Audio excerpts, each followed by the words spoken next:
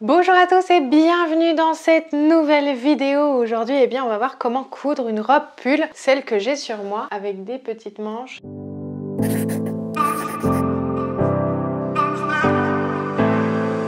Mais avant de commencer, vous pouvez télécharger la fiche récapitulative de cette robe pour la faire chez vous. Je vous ai tout répertorié sur une petite fiche. Pour la télécharger, ça se passe juste en dessous de la vidéo. Vous avez le lien. En cliquant dessus, vous atterrirez sur une page. Vous devez entrer votre adresse mail et moi, je vous envoie la fiche directement dans votre boîte mail. Ça vous permettra de suivre parfaitement la vidéo pas à pas pour créer votre robe, mais aussi pouvoir revenir dessus un jour où vous voulez en faire une deuxième, une troisième, une quatrième. On va voir les étapes pour coudre la robe complètement, mais une robe pull que l'on fait à la surjeteuse. Je vais vous montrer aussi l'option machine à coudre bien évidemment, mais tout ce que je vais coudre c'est à la surjeteuse.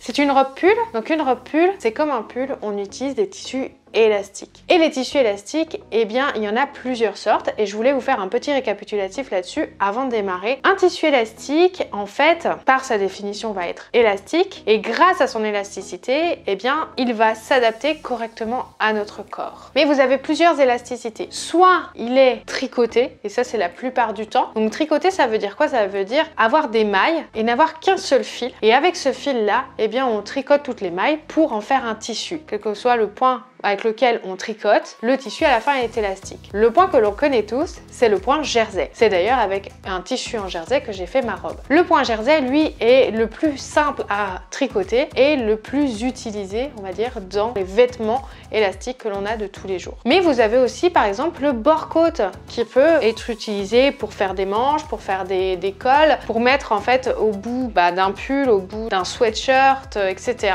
Et ce tissu-là est encore plus élastique, mais en fait, pourquoi on l'appelle le bore-coat? C'est parce que le point de tricot qui est utilisé, ce sont des côtes, ce qui le rend élastique. Parce qu'on peut très bien tricoter un fil de coton ou un fil de viscose ou un fil de polyester, c'est pas du tout la même chose. Le fait qu'il soit tricoté le rend élastique, mais on peut très bien utiliser plusieurs matières pour créer notre tricot. Donc moi, pour cette robe pull, je vais utiliser un jersey de coton simple et je vais vous montrer maintenant l'endroit et l'envers du tricot. Et ensuite, on verra les étapes pour coudre cette robe. Alors vous voyez ici, j'ai mon tissu et on voit bien l'endroit et l'envers. C'est très important de bien le repérer sur un tissu élastique, mais du coup là, on voit très bien que sur l'endroit, vous voyez, ce sont des petits épis, moi j'appelle ça, au niveau du jersey, et sur le dos on a des petites vagues comme ça et ils sont pas dans le même sens. Les épis ils sont de haut en bas alors que les vagues elles sont vraiment de droite à gauche. Les petites vagues c'est l'envers, les petits épis c'est l'endroit. Ça c'est le point jersey. Donc on va regarder comment on met les pièces sur ce tissu. Alors sur une robe pull on n'a pas 36 pièces. Normalement vous avez donc un devant qui se découpe dans le pli, un dos qui se découpe dans le pli aussi, une manche, et moi j'ai une particularité sur la manche, c'est qu'il y a un volant qui va venir s'accrocher à la fin de la manche pour faire joli. Normalement en général on a un devant, un dos, une manche, et après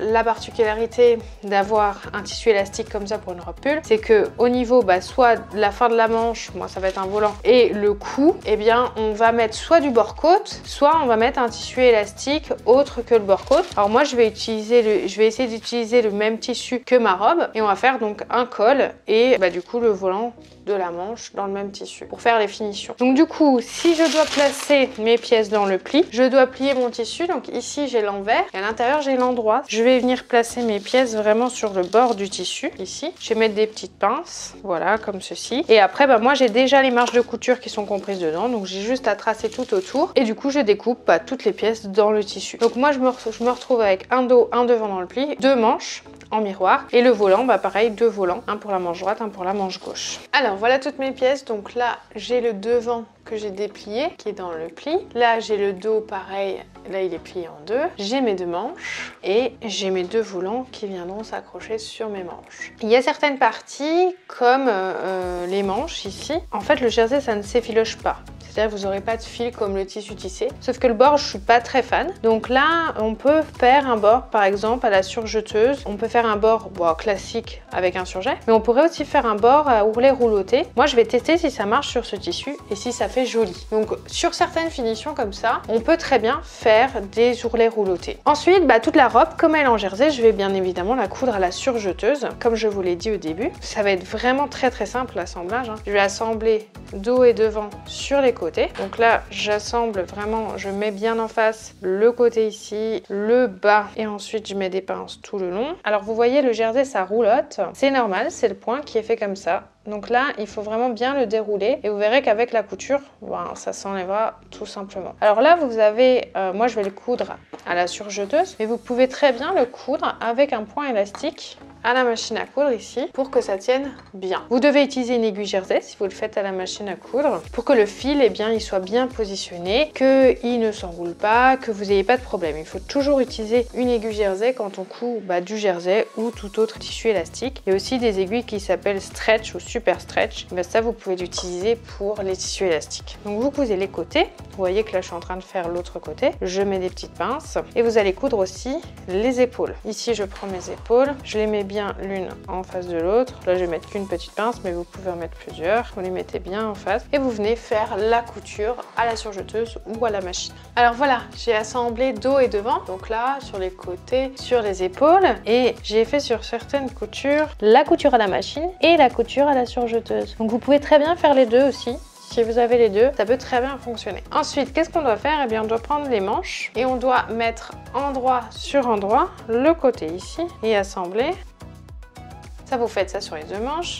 Moi, j'en ai déjà fait une. Donc pareil, j'ai surjeté. Et donc, je dois repérer où est le devant. Donc moi, le devant, il est du côté là. Je retourne ma manche. Le devant est ici. Je vais assembler ma manche pour que le devant là soit sur le devant de ma robe. Ici, c'est le devant parce que vous voyez, le col, il est plus bas. Donc j'incruste ma manche comme ça. Je la mets à l'intérieur. J'aligne correctement les deux coutures ici, en bas. En haut, normalement, vous avez un petit trait qui permet d'aligner à la couture épaule. Et après, je couds toute la manche sur mon dos et devant. Ça, c'est vraiment très simple à réaliser. En plus, quand c'est élastique, l'embu est beaucoup plus facile à gérer. Et en général, il n'y en a pas beaucoup sur les tissus élastiques.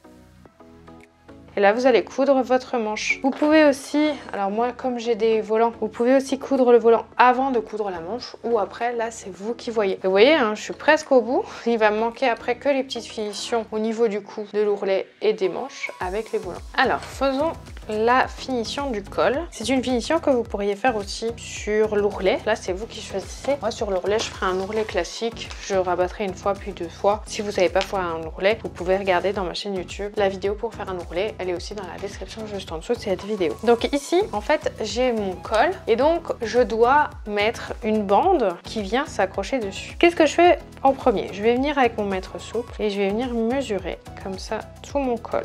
Donc moi, j'ai 55 cm sur tout le col. Et du coup, vous n'allez pas prendre une bande de 55 cm, sinon ça peut rebiquer parce que ça va faire exactement la même dimension que le cou. Donc ça, c'est pas bon. Vous devez prendre 5 à 7, voire 10 cm de moins suivant l'élasticité du tissu. Moi, il n'est pas hyper élastique. Donc j'ai pris 7 cm en moins. J'ai rajouté moi 0,6 cm de marge de couture de chaque côté puisque je vais venir le plier en deux, endroit sur endroit, et je vais venir donc coudre le côté. Et une fois que le côté est cousu, je vais le plier en deux. À l'intérieur, c'est l'envers, et on voit l'endroit, que ça fasse joli. Et je vais venir le positionner, vous voyez, endroit de notre robe sur endroit, donc plié en deux de notre col. Et en fait, tout le long de la couture, je vais devoir venir tirer ce col-là pour qu'il ait une petite élasticité et pour qu'en fait le col, ça ne rebique pas, ça soit vraiment bien collé à notre cou. Je vous laisse donc coudre les deux côtés et tout le long. Et là, franchement, sur le col, on fait tout à la surjeteuse. Je fais rien à la machine, sinon c'est un peu embêtant. L'autre chose que l'on devait faire, pour moi, la finition, donc vous voyez ici, j'ai fait un ourlet rouloté.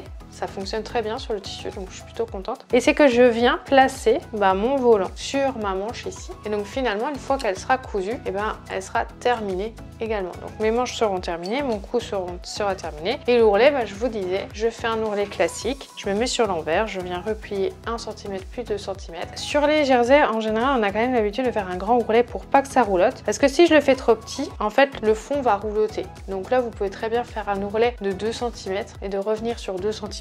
Même ce qu'on pourrait faire, c'est venir surjeter ici et replier juste ce que l'on a envie de replier. Ça permettra aussi de ne pas faire un surplus de tissu s'il est épais. Vous aurez en fait fini toutes les finitions de votre robe. Donc je vous la montre après quand elle est portée.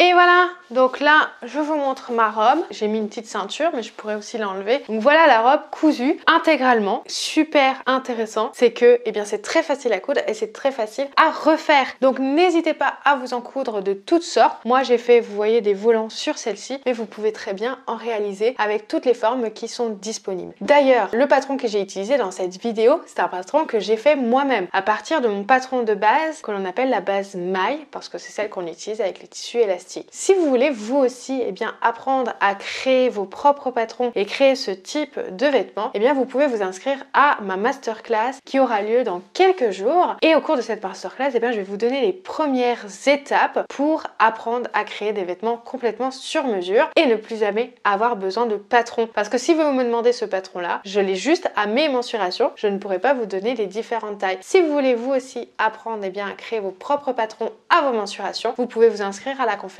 juste en dessous de cette vidéo. J'espère que cette vidéo vous aura plu, j'espère que vous allez créer plein de robes pulls grâce à cette vidéo. N'hésitez pas à mettre un petit pouce, un petit j'aime, ça me fera vraiment très plaisir. Vous pouvez également mettre des commentaires en dessous, ça me fera plaisir d'y répondre. Et moi je vous dis du coup à très vite.